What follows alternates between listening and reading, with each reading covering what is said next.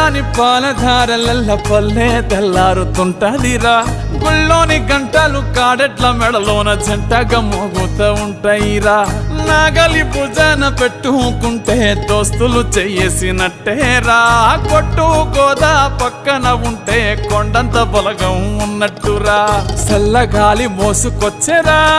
సేను శిలకల ముచ్చట్లు దారి పొడుగు సెట్ల కొమ్మలా